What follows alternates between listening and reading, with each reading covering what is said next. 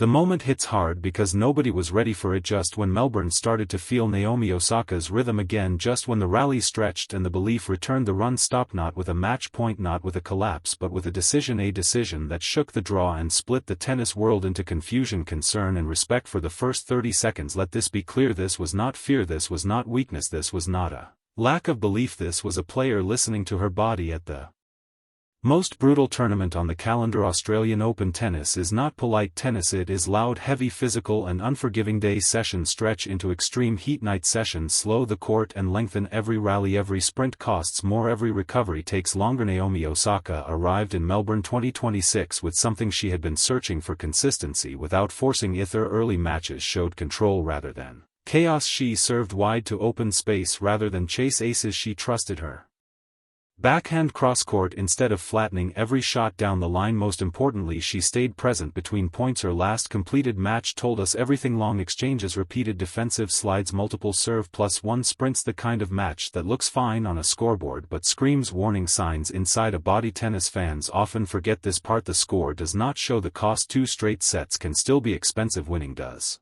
not mean your body is safe. Osaka explained her decision in words that carried both relief and heartbreak. I have had to make the difficult decision to withdraw to address something my body needs attention for. After my last match I was so excited to keep going and this run meant the most to me, so having to stop here breaks my heart, but I cannot risk doing any further damage so I can get back on the court. Those words matter. Address attention damage. These are not dramatic terms, they are medical reality. At Grand Slam level, players do not wake up sore and quit. Withdrawals come after team discussions, movement tests and risk evaluation. The question is never can I play, the question is what happens if I do. In Melbourne that question is heavier than anywhere else. The balls fluff up fast, points extend, the court rewards defense and patience. If one muscle group is compromised it gets exposed immediately. Osaka's style magnifies this risk. Her power comes from ground force, her serve loads the legs aggressively, her forehand depends on explosive rotation. When timing is off even slightly other muscles compensate, and that is where damage escalates. This is where rules come in. At Grand Slams a player can withdraw before a match without penalty to ranking integrity. Medical teams advise early exits because playing through pain often turns a manageable issue into months off tour. Once a player steps on court they accept full match exposure, so the decision window is narrow. Wait too long and you lose control. Act early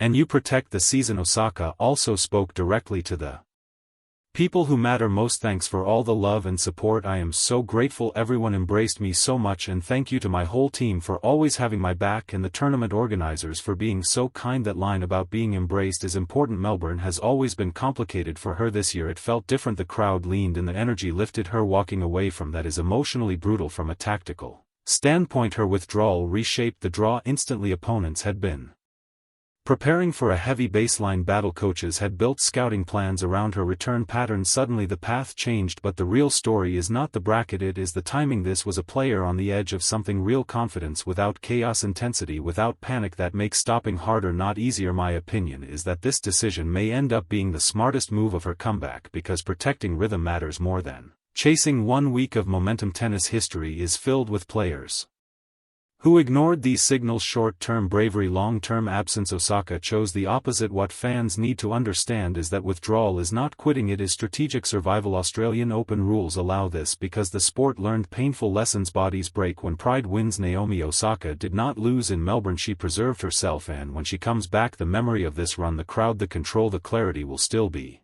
there. That is the real victory, not the round number, not the points.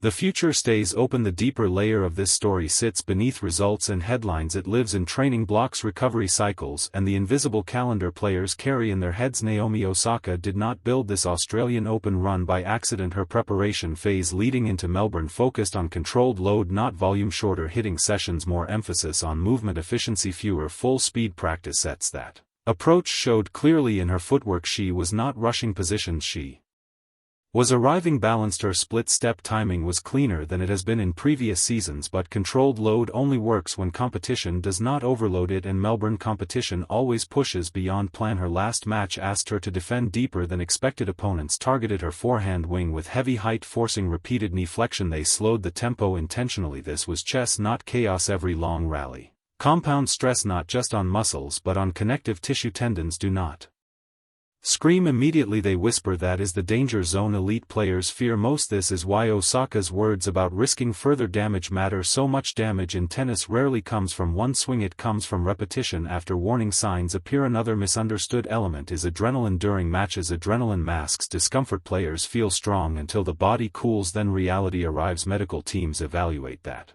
cool-down response, range of motion, stability, delayed pain. That information drives decisions. Osaka's team has been through this cycle before. They understand how quickly a small issue can grow. Experience breeds caution from a psychological angle. This withdrawal also signals growth. Earlier in her career, Osaka often carried emotional weight alone. Now she speaks with clarity and calm. She thanks her team, she thanks organizers, she thanks fans. That tells us trust exists, and trust makes difficult choices easier. Tactically, her absence also shifts the conversation around the women's draw players who rely on rhythm lose a benchmark. Osaka's ball is heavy, facing it early forces adaptations. Without her, some paths become cleaner, others more dangerous. But again, the story is not opportunity for others, it is sustainability for one champion. Australian Open tennis demands players respect limits. The tournament rewards those who know when to press and when to pause. Osaka pressed when it mattered, she paused when it counted. Looking ahead, this decision protects her spring swing, it protects her hard court base, it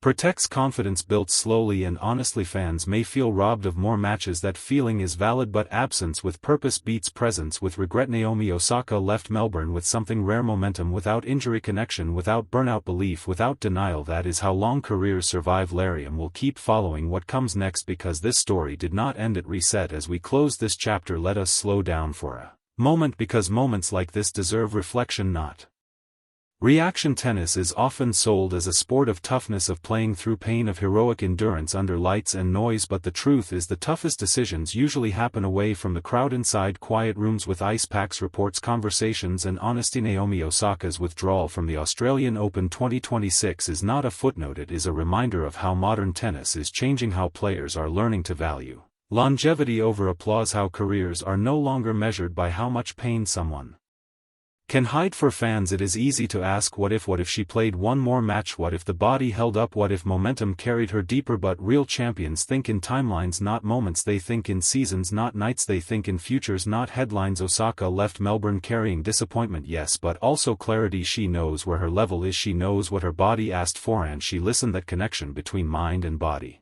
is the hardest skill to master in professional sport, harder than hitting a winner, harder than serving under pressure. This Australian Open gave us something important. It showed that Naomi Osaka is not chasing her past, she is building something new, controlled, intentional, sustainable, and when she returns, the court will still be there, the fans will still be there, the hunger will still be there. At Lareum, we believe tennis stories are not just about trophies, they are about choices, timing and understanding the cost of greatness. If you stayed with us through this full breakdown, thank you. Your passion for tennis is what makes deep analysis matter. Stay connected, stay curious, and remember, sometimes the strongest move in sport is knowing when to stop so you can come back stronger. This is Lareum, where tennis is not just watched, it is understood.